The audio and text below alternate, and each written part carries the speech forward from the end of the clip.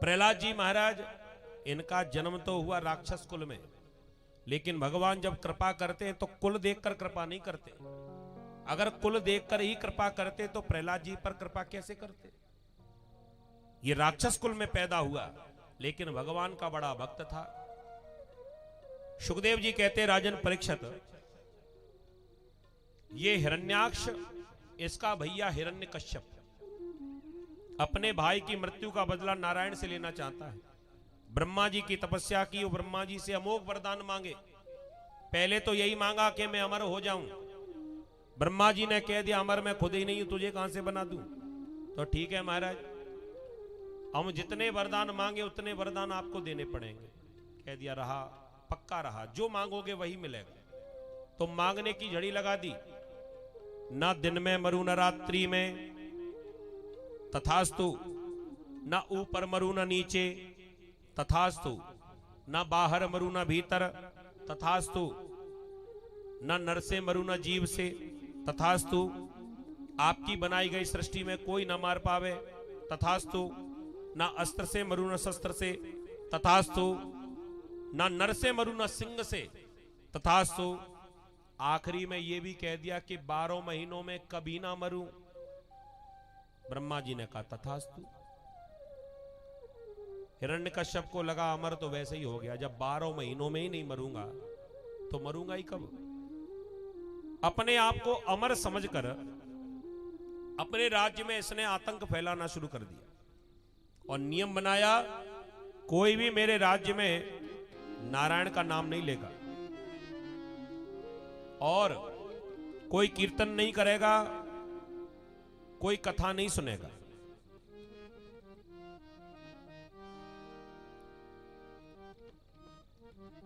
लेकिन इसे क्या पता था कि इन्हीं के घर में भगवान के परम भक्त, उनका जन्म होने वाला है। प्रहलाद जी का जन्म हुआ, थोड़े बड़े हुए और तपस्या करके वरदान प्राप्त करके वापस जब ये दैत्य आया तो एक बार प्रहलाद जी को अपने पास बुलाया, सिर पर हाथ फेरा और पूछा, बताओ बेटा तुमने क्या सीखा है। तो कह दिया, पिताजी, तत्साधु मन्ये सुरवर्य देहिनाम सदा समुद्विग्न दयाम सद्ग्रहा हित्वात्मपातम ग्रहमंदकूपम वनम गतो यद्दरिमाश्रयेत।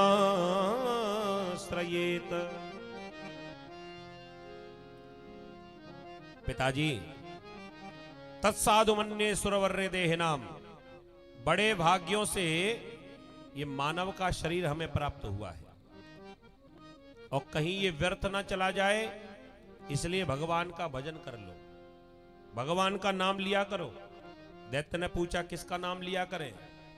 सो भक्त ने भगवान का नाम बता दिया, कह दिया, एक ही नाम है, वो है नारायण। और नारायण नाम से सबसे ज्यादा चिढ़ता था।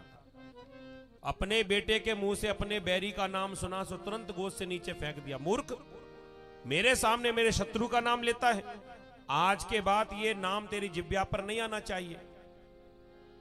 हिरण्यकश्यप की पत्नी थी कयादु, प्रहलाद जी की मां।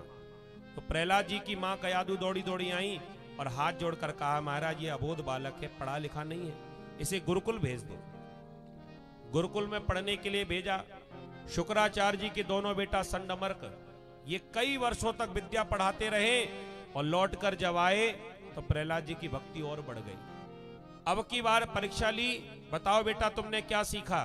तो नवदा भक्ति का व्याख्यान कर दिया, श्रवणम कीर्तनम विष्णु स्मरणम पाद सेवनम अर्चनम वंदनम दास्यम सख्यात्म निवेदनम। पिताजी, भगवान को 9 प्रकार से प्राप्त किया जा सकता है, जो नवदा भक्ति राम जी ने मैया शबरी को बतलाई।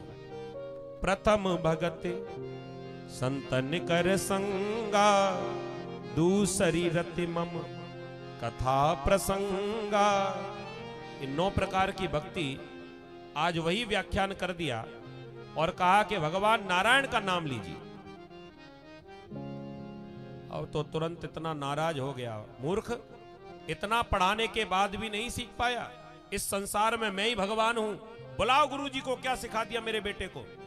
संडमर को बुलाया गया, सो कांपने लगे थरथर गुरुजी और कहा महाराज हमने कुछ नहीं पढ़ाया, नमत पणीतम न पर पणीतम सतो बदस्य तवेंद्र शत्रु, न मैंने पढ़ाया न किसी और ने पढ़ाया, आपके बैरी का नाम तो ये अपने आप ही लेता है, हमने बहुत सिखाया लेकिन नहीं सीखा, ये तो पहले से ही लिखा पढ़ा आया है।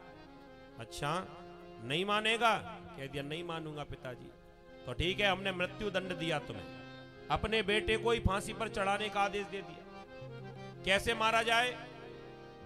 कह दिया बहुत ऊंचाई इस पर ले जाओ और वहां पर्वत से नीचे धक्का दे दो, मर जाएगा अपने आप। प्रहलाद जी को लेकर गए सैनिक और पहाड़ से जो धक्का दिया, वो सैनिक लौटकर नहीं आ पाए, उसके पहले भगवान ने गोद में लिया प्रभु प्रहलाद जी को और सीधे महल के मुख्य दरवाजे पर छोड़ दिया। प्रहलाद जी पहले ही पहुंच गए सैनिकों से और कहा पिताजी से, पिताजी नारायण नारायण मैं तो बच के आए गए हो। अब तो और नाराज। अब की बार सैनिकों का आदेश दिया कि जाओ समुद्र में डुबा दो। समुद्र में डुबाने का प्रयास किया, प्रहलाद जी वहां से भी बच गए। जहरीले नागों से डसवाया, वहां भी बच गए। हाथी के पांव के नीचे कुचलवाया, वहां भी बच गए। और तो और प्रहलाद जी की बुआ जी आ गई होलिका जलाने के लिए, बड़ी सी चिता बनाई, उसमें बैठ गई और वो चुनरी जो भगवान ब्रह्मा जी ने दी थी जिसमें अग्नि प्रवेश नहीं करती, उसी चुनरी को ओढ़कर बैठी और जो आग लगाई वो अग्नि लगाते ही बड़ी जोर से पवन देवता चले, हरि प्रेरित अवसर चले मरुत 49। इतनी जोर की हवा चली कि हवा के साथ में होलिका रानी के शरीर से वो दुपट्टा, वो चुनरी उड़ी और प्रहलाद जी को ढक लिया और अग्नि की लपटों में बुआ के बुआ बन गए। बुआ जी समाप्त। कहने का अर्थ ये है कि जाको राखे साइया मार सके ना कोई, बाल न बाको कर सके चाहे सब जग बैरी हो। आज